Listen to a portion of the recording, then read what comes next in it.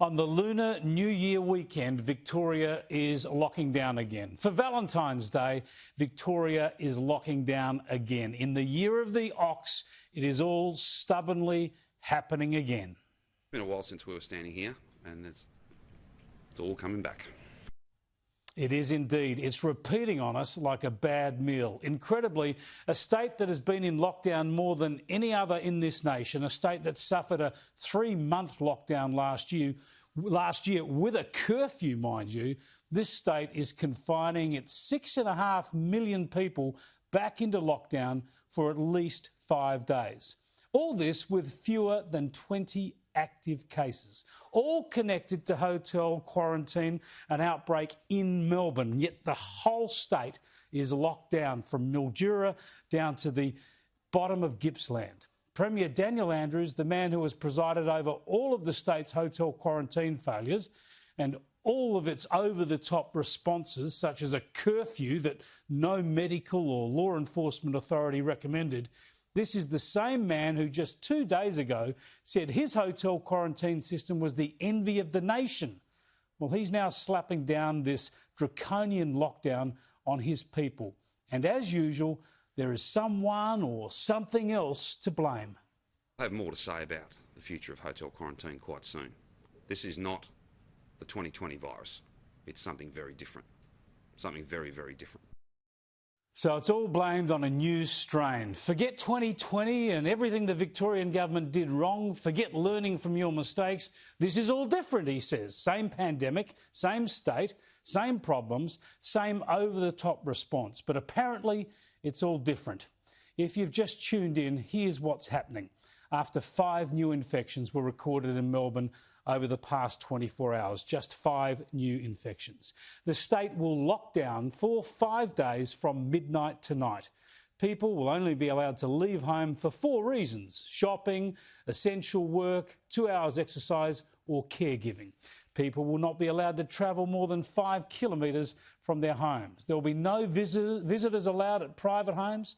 Pubs, restaurants, gyms, hairdressers and entertainment premises will all be closed. The Australian Open tennis will continue, but without crowds. Funerals will have only 10 mourners. Weddings are off. And schools are going to be closed again from Monday for at least 3 days. Oh, and masks are mandatory again across the whole state, inside and out.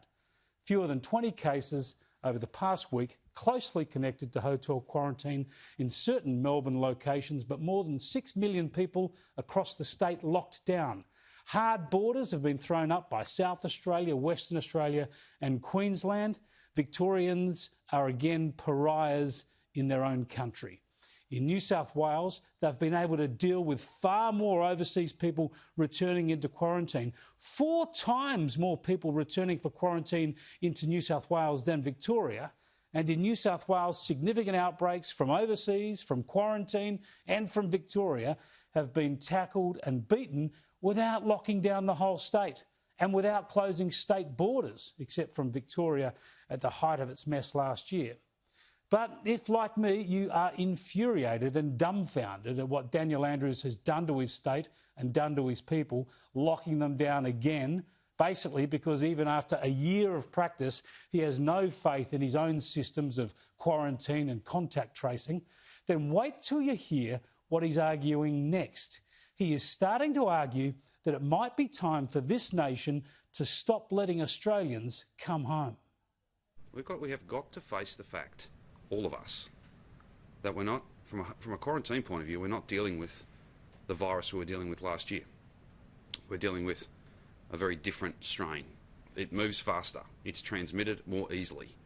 And whilst I'm not saying you would have 0 people come to the country, maybe we should be much more focused on genuine humanitarian cases, compassionate cases that are in the hundreds, not people in their thousands who are coming here for many different reasons. This is just disgusting. A bloke who just let hundreds of high flyers come into Victoria for his tennis tournament, and good on him, by the way. It's right to have the Australian Open up and running again. But now he's suggesting we should stop Aussies coming home, turning our backs on Australians because Victoria can't get its act together. What's the point of having an Australian citizenship if you're not allowed to return into your own country. Give me a break. Victorians, we feel for you. You should not be having to put up with this. I was looking forward to going to Melbourne next week, actually, for a meeting and therefore for a chance to catch up with my second son for the first time in a year because of all of these kerfuffles. Now that won't be happening. I'm just one of millions of people who are facing these small inconveniences, and I'm one of... I would have spent a couple of $1,000, I suppose, on the trip. That's just part of millions that now won't be spent in Victoria over the next week. But of course, it's worse for people there, like those in casual work I've been speaking to, people who are proudly off JobKeeper recently and back into the swing of regular work. Now they've got at least 5 days without work, without pay. Now, Daniel Andrews has cited the lockdowns in Perth and Adelaide and Brisbane as being successful. Just think about that. He has invoked lockdowns of major cities over solitary cases as success stories. Rational responses be damned. You've heard not just from me, but medical experts here on this show over recent weeks explaining to you why those lockdowns were unnecessary and uncalled for. Now Andrews is again locking down prematurely. He has not revealed the detailed medical advice on this.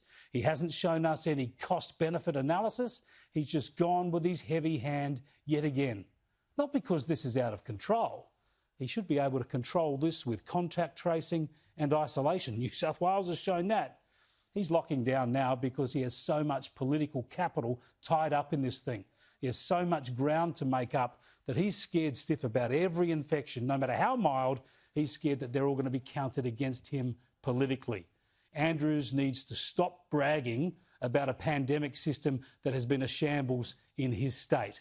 And he needs to pick up the phone to Gladys Berejiklian and just ask her and her Chief Health Officer, Kerry Chant, ask them what they would do. Because they have faced this situation time and again, month after month, for a year now, and they have been able to keep the virus at bay while allowing the people of New South Wales to live relatively normal lives. Don't be embarrassed, Premier Andrews. We are one country. Ask New South Wales how it's done.